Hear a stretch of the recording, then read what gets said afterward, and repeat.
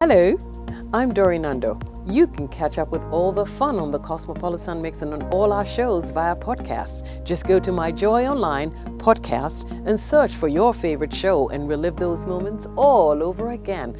Only on Joy 99.7 FM, radio for discerning listeners. Super Hits Radio, Joy 99.7. Well, World Literacy Day has been commemorated at a time the world is emerging from a pandemic which has impacted education across the globe, especially in developing countries. The COVID-19 and its associated school closures meant that Ghanaian children were out of school from March 2020 until January 2021, losing out on the hours of learning that the structured school system presents. According to UNICEF, 90% and 70% of the children in the second and fourth grades in Ghana are unable to read simple words or solve basic arithmetic problems. A recent analysis by Save the Children and UNICEF forecasted that the economic fallout from the pandemic may push up to 24 million additional children living in sub-Saharan Africa into poverty, from 250 million children living in poor households to around 274 million children by the end of 2020. Today we bring the conversation home as we discuss how to end this. And joining me for the conversation is Andrew Ofosu-Denchi, Technical Program Manager for Education, World Vision Ghana, and Ethel Sakite, Regional Director, Worldreader West Africa. And thank you to you both for joining us for the conversation, Andrew and Ethel. So let's look at World Literacy Day, really, and how we typically will commemorate that in Ghana. I want to start with you, Andrew. So this year we are celebrating the World Literacy Day under the theme leveraging digital technology for teaching and learning, the case of the rural child. Right. During the pandemic, we started in March, you notice that majority of the children who are found in the rural communities were those who were the hardest hit, because the assistive learnings were not really reaching them. Okay. They didn't have opportunity to use digital devices or digital learning or e-learning platforms to improve. So within the 1 year or so that the children stayed at home, most of them had no access to learning at all. Okay, so I mean, it's interesting that this has come up because, yes, nobody knew that COVID-19 was going to hit us, but then, yes, we were impacted by COVID-19. And if you're looking at the rural community versus the urban communities are more likely to have access to digital tools. And apart from the digital tools, internet access and all that enabled people to access e-learning services. But, well, we happen to have been hit by it. Ethel, your thoughts on what the situation is right now as far as the impact of the COVID-19 pandemic? Well, yeah, like you rightly said, the children in the rural communities were hard hit because they wouldn't have access to the technology that people in the urban communities would have, and data would be a challenge. But with the technology we use is accessible to people even in the rural communities. Okay. It's free of data charges, and it's easy to access on digital devices that they have. A lot of Ghanaians have mobile phones or tablets now, and we have put together a package that they can access on those devices wherever they are. Okay. So before we come to the platforms that you're offering, I'm also interested in how this has impacted the teaching and learning. There's some statistics that we've made available, and we also understand that if you go into a typical school setting, the school setting, especially for people in rural communities and even urban communities, the school represents not just teaching and learning, but it's a haven, because otherwise then the kids are going about, idling about, and getting themselves involved in so many vices. We're learning of how teenage pregnancy just shot up during the period that the schools were shut down. What is the situation, or what situation do we find ourselves in right now, Andrew? Since school started, I think life is bouncing back to normal. But within the last 1 year, children had to suffer from having to be taken away from play. Play is what makes children happy. But because of the pandemic, they were advised not to get close to each other, not to engage in other plays that will help, that will allow them to contract the disease. They were not having access to learning. I mean, like I initially said, majority of them did not have access to learning at all. So within the 1 year, they were sitting at home, just lazing around. The teachers themselves were not also teaching. Some of them missed their children. Their children had no access to their teachers, and the fear of getting COVID-19 was very real, and it was something that really was hanging around their children like a fear. And so you can imagine the kind of childhood these kids had experienced in the last 1 year.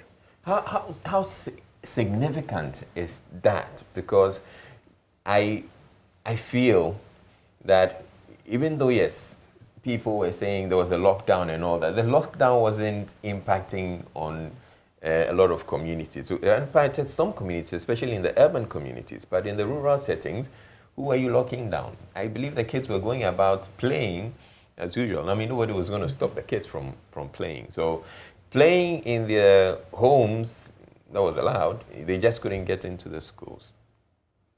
Yeah, that could be true to a certain point, but the news all over, I mean, kids were listening to news everywhere, and they're telling them to be careful, don't play around with your friends, because you can easily get COVID and all that. The perception of COVID itself is one big fear that hurt the children. Even though it wasn't, the lockdown was within Accra, but the perception of fear was all over the country. So you cannot rule that out. I mean, with children who don't have access to maybe counseling or comforting opportunities from their parents or caregivers to assure them that the COVID is real, but if you do this, you can be okay. But you have to, and each community has this hand washing through. So it's not even perception, it's what reality for the children that the COVID is really close to them and it can happen to anyone at any time. Okay, so let's fast forward. Schools have been reopened and the kids get back to school, and it turns out that many of them are forgetting the stuff they were taught in the previous school year. How significant is that? Well, I think it's very worrisome because... Probably let me say, how widespread is that? Because I would want to, again, believe that those who had access to e-learning tools could keep up. Yes. But then in the rural communities, in the public school system, they didn't have such access. Yeah. So that's what I said, it's quite worrisome because, as you rightly said, kids in urban communities, not even in the public school system, were able to continue learning of some sort. But then the kids in public schools and in the rural school system didn't have access to anything at all, and for which reason they lost most of the things that they had learned. So it means that we have taken a step back, and it's important that we accelerate the process of getting them back on track, because these are our future leaders, and if they've lost what they should have had, they've lost what they had learned over the past few years, then they can be pushed to how long can we, how easy would it be to continue the learning? Yeah. It means we've taken a step back, and it will definitely bother on a lot of things. And catching up itself is going to be a challenge. Yes. Yeah, just adding to what Kezia just said. In 2015, Ghana conducted early grade reading assessment, and the result was that only 2% of our grade 2 children could read. Okay. Now, only 2%. 2%. That's really bad. Yeah. And then about 50% could not even identify a single letter sound. Now, if these children who are struggling to read had to stay home 1 year and not doing anything, you can imagine the deficit in learning. So like the result you just read, UNICEF talking about poverty, these children would have to find their way back into where they left off. Yeah. Because already they were actually, and if a child cannot read, that child cannot learn. So for me, these children have had several years, they are several years behind and they need to catch up. And that's where the problem is. And we can also lose sight of the fact that there's some who may decide that they're not even continuing the schooling again. Yeah. Yeah, of course. Some did not show up at all. Yeah. Others also got pregnant and could not come back. Even though, yes, others Maybe also so. got pregnant and they returned to the school. Yeah. So they're Sure. in school, but they're pregnant. And the school system allows them to continue to stay in school. Yeah. So we've had all these challenges, and we're having a conversation about how or what we need to do to position ourselves in a much better place so that should we happen to find ourselves in another similar pandemic, we know how to go about it. What are some of the strategies we're looking at? So this is why the celebration of the International Literacy Day in Ghana and today is very important. We are converging like minds. We contributed to government support to these schools during the pandemic to help children learn. Individually, the NGOs, we have done our best in selected communities.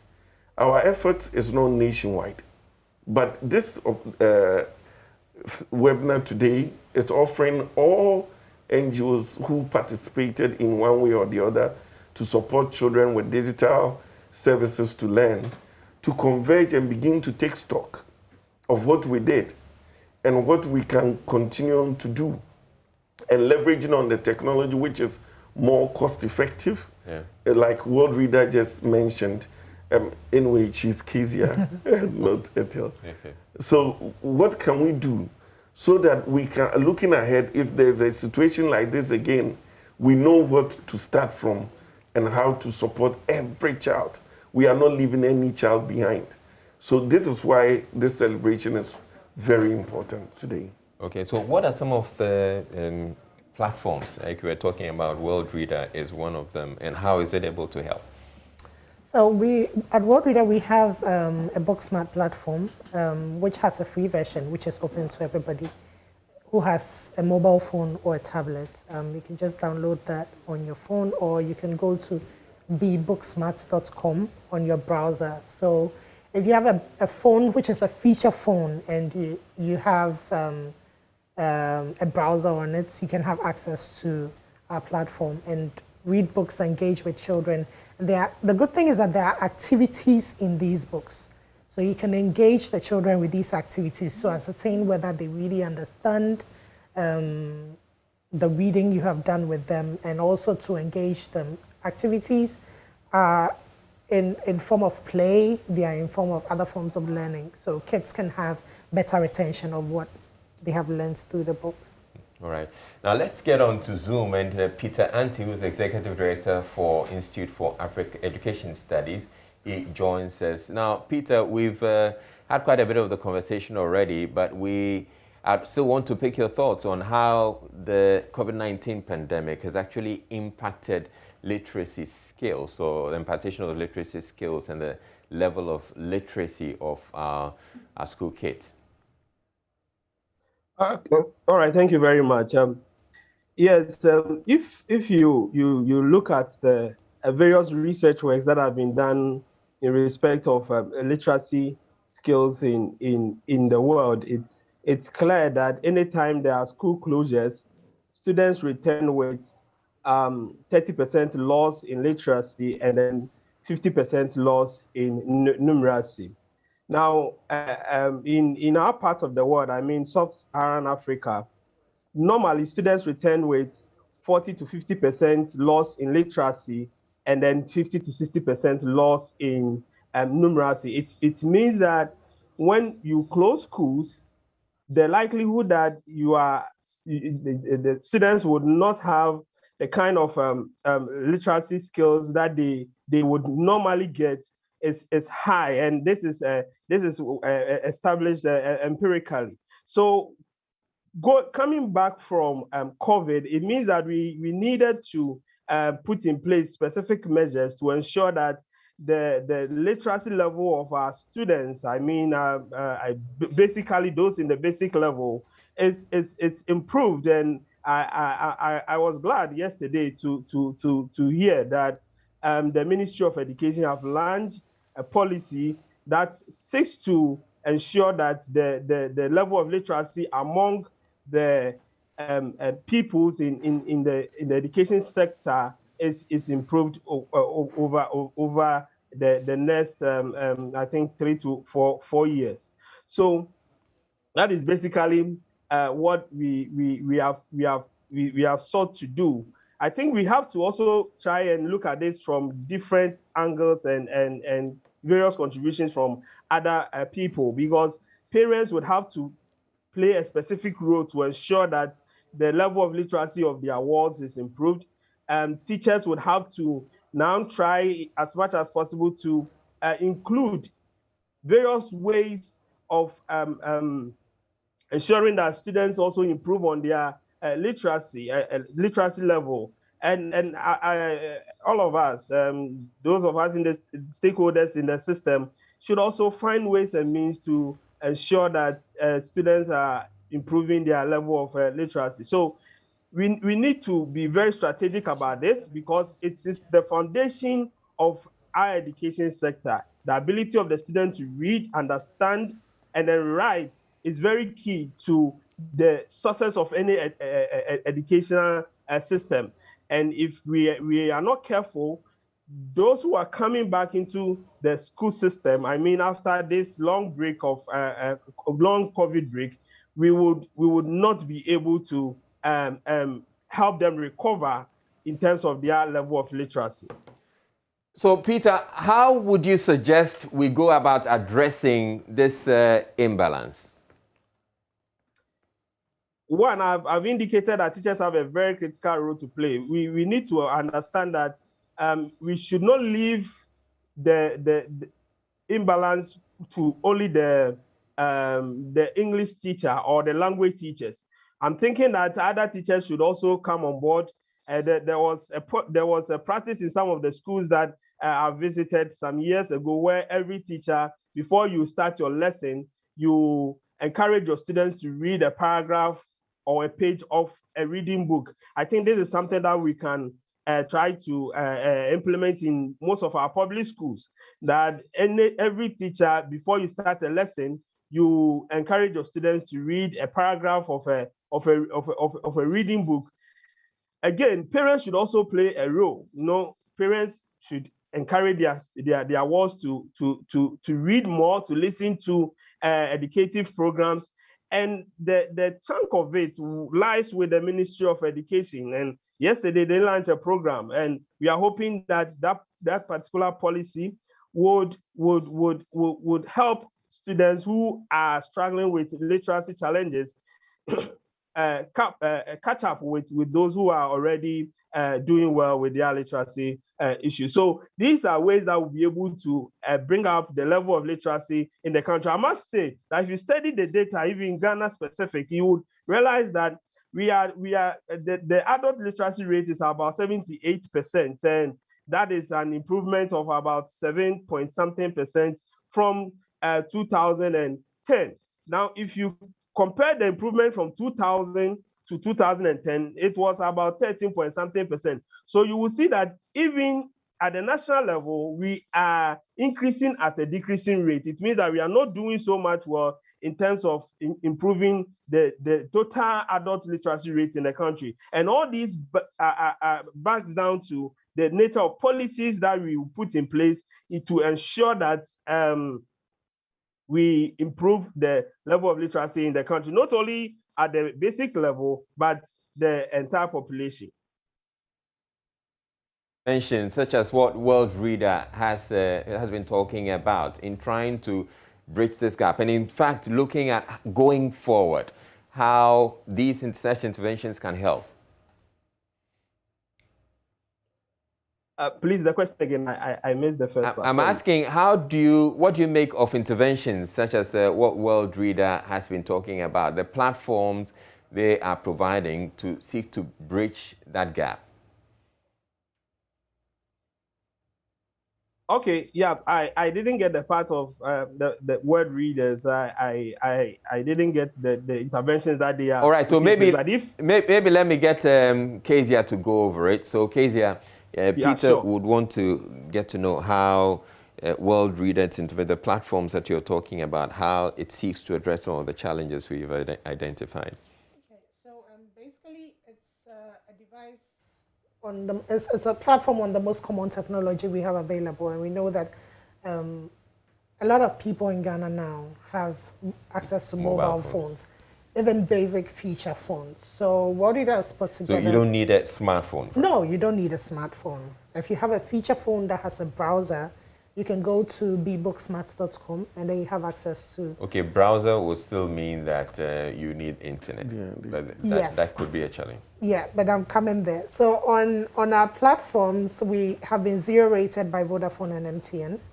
So if you use either Vodafone or MTN, you can browse for free without any data at all when you go into our platforms to read. So they go onto the platform, the website, you indicated the website, and they can browse for free. What are some of the resources available there? Well, there are books, basically storybooks for children, relevant storybooks sourced from publishers all over the world, and essentially publishers in Ghana as well. These are books that the children can see themselves in. They are culturally diverse. They are categorized at their levels. So we have categories according to age, categories according to reading levels, and categories according to the strengths of the child. So, and there are activities attached to almost all these books, so that after the child reads, the parent or the caregiver or the teacher can engage the children with these activities to understand whether some learning has been done or some learning has been achieved. All right. So I want to believe that, yes, not everybody would have access to even a feature phone, and probably all they have are YAM phones. But could we have people in the communities who could then take advantage of this and bring a few more children together to use that as an instruction material or instruction tool? Yeah. So we work with libraries and organizations like World Vision and other partners to bring these technologies to communities. Right. So it's not necessarily about the home alone or the school alone, but there are libraries, there are other NGOs using these technologies and working with kids. So how are you making that available? So where they don't have access to these digital platforms, we work with the communities to use the community information centers, like the ones the Muslims used to call for prayer. Okay. So we have pre-recorded reading lessons where it's broadcasted to the whole community. Oh, that's interesting. The purpose is to assuage the fears of COVID and get the community, children, and everybody participating, because we already have reading clubs in the communities. So once these stories are broadcasted, every child, wherever they are, either cooking or supporting their parents, can understand, can hear the stories, and participate, usually go to the center and make comments, and their parents are also part of the storytelling process. And so it gets the whole entire communities engaged. Yeah. And so where they don't have these devices, they have access to this community information, which is broadcasted throughout the community. And that is what World Vision did during the pandemic. And it's the stories not only educate, but it also serves as entertainment for the communities and also bring the perception of fear of COVID really down to zero. Okay, so for communities where you had these programs going, have you seen an improvement, or are they better off than communities where these interventions were not available? Oh yes, the reading improvement has really gone up. And the children did not lose anything during the period because they still had access to some learning and information. So this, I would want to believe, would tackle literacy skills, but not numeracy skills.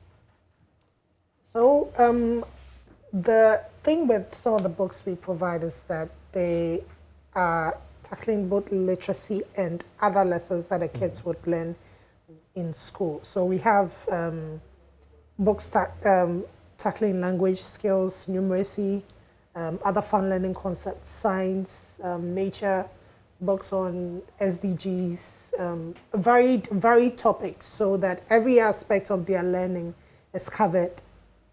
Right. Yeah. Okay. So let me get to Peter now. So you've heard all the interventions that Worldreader and World Vision they're putting together to make sure that we keep the kids updated as far as studies is concerned. Yes, I think that is in line with the focus of the World Literacy Day, trying to bridge the digital divide and talking about digital literacy. Coincidentally, this is also what the standard-based curriculum focus on digital literacy. So it's interesting that they are doing something like that. I have to state that I have had opportunity to evaluate the radio teaching that was done during the pandemic, and the results is a little bit disturbing, because it looks as if a lot of interest was not placed on it. And I mean the radio programs that was conducted during the pandemic, a lot of focus was not placed on it, especially by the communities that were supposed to enjoy these radio programs. So I'm hoping that a lot of sensitization should be carried out by the group, so that they would continue to inform these communities about some of these things. We also realize that sometimes the times that these programs were broadcasted in some of the communities were the farming periods, I mean farming time, and parents and then children were actually virtually nowhere to be found, in terms of they listening to whatever program that was being played on the community radio station or the community center. So they would have to do a lot of sensitization and improve on the clubs that they are talking about. I think that is one of the best ways to ensure that these students have access to some sort of reading materials, so that we'll be able to improve on their literacy skills. But the issue of digital divide is big, is very, very huge in the country. Apart from that, access to internet is also a problem. Therefore, these other measures, I mean the radio programs, the community centers, and then the reading clubs, should be much more focused on than the internet. I mean the internet and then the technology ones, because in some of those communities, I mean in the rural areas, these other technological interventions might not function properly, but the groups, the reading clubs, the radio programs, and the community broadcast would be more functional. So that is what I would say. But all in all, we all have to come on board to ensure that we do not allow our kids to have that kind of gap in terms of their literacy and their numeracy, because those are the basic tenets of any educational system. And when we lose it, we are losing a whole lot in terms of the building the capacity of our children whilst they go through the education system. I also have to add that they should also plan about improving the adult literacy system, or including the adults into these kind of programs. We used to have the informal education unit or agency under the Ministry of Education. Now they call it complementary basic education or something. They seems not to be functioning more effectively, and we think that we have to also focus on that in order to improve adult literacy and all those things. Yeah. All right, so let's get back into the studio, and I want to find out from you, Andrew, how are you celebrating World Literacy Day? So today, in the next few hours, we are going to have a webinar. The link will be shared with you right after here, but you can find a link on World Vision Facebook page or social media handles. Okay. You can also find a Worldreader. So is it right now available at 9:30? Yes, currently. The link will be there. It's there. All right, so if we could go to the World Vision Facebook page and see if or Worldreader Facebook page and see if the link is available, so we can share with our viewers. So that at 9:30 you're saying? Yes, 9:30. That's when it's going to go active. Yes. Okay, all right. And we have lined up a lot of activities. We have about 7 non-governmental organizations that implemented digital reading interventions during the COVID period. and they will showcase what they did, the impact, and then we will have a discussion time where we will look at the synergies. How do we marry all these so that the Ghanaian child benefits immensely from these devices and these interventions? And certainly some of the issues that Peter has been raising, which has to do with bringing the community or making the communities part of it and looking at the timing. So for instance, we had programs, radio programs at the time when it was during the farming season and the parents were not available so that they could bring their kids in. These are things that could be looked at again. So this could be, for our programs, we didn't have issues with the timing. We did it in the evening where the parents are home. And then in terms of, Peter said the digital devices will not work in some, but the point is give people variety. There are still people in the community who use smartphones. Right. And mobile phone density in Ghana is very high. And so if a parent would want to have the digital device and read to the child, that's okay. So we want to give them a lot of menu to choose from. So we don't want to say, okay, it is just this or that. But there are several options that a parent can choose from. Okay. And the community is also largely engaged because when we go into any community, we try to engage the chief of the community, the district assembly, the municipal assembly, bring them to a debate, down to the parents, make them understand what we are doing and understand the importance of what we are doing. So you find that parents are comfortable allowing their kids to go for a few hours, whether it's to a library or to a community center for a reading engagement or something. And we've seen these work in most of the communities that we've engaged. Okay. So let's get a friend. We have the link. So let's go to the Facebook page. Okay. So this is the World Vision Worldreader International Literacy webinar. So it's leveraging digital technology for reaching and learning, teaching and learning during the COVID-19 crisis and beyond, the case of the rural learner. So it's from 10 a.m. to 12 p.m. and it's today 8 September. So you log on to Zoom and then you put in the you put ID, in the and ID. You are connected. Okay, great. So who is invited to the webinar and what are they to expect? Everyone who has children at heart and everyone who believes reading should be the way to go to help our children develop and learn is invited. All right. So Peter, are you joining the webinar? Yeah, I will try and find some time and pass through. Yes, but I was trying to let them understand that they need to do a lot of community profiling because I'm a researcher. I do a lot of this work. I've evaluated the Ghana radio program that was implemented during the COVID period, and I'm sharing with them my findings. And I think that they need to do a lot of community profiling because some of the communities, some of these interventions never had an impact. Okay.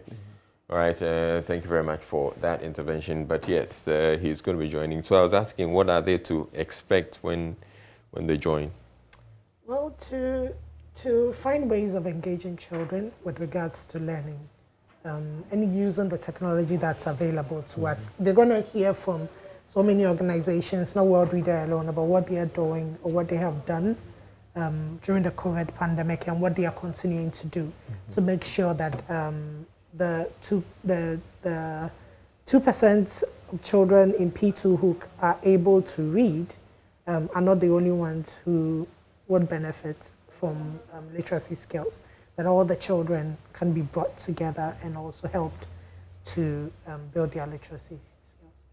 All right, so thank you very much for joining us for this conversation on World Literacy Day. And I had Kezia Benyega, who's a Content Acquisitions Manager, West Africa, Worldreader, and also had Andrew Ufosu Denchi, who's a Technical Program Manager for Education, World Vision Ghana. And we had on Zoom Peter Anti also joining us. Thank you all for your contributions. So that'll be it for this part of the conversation.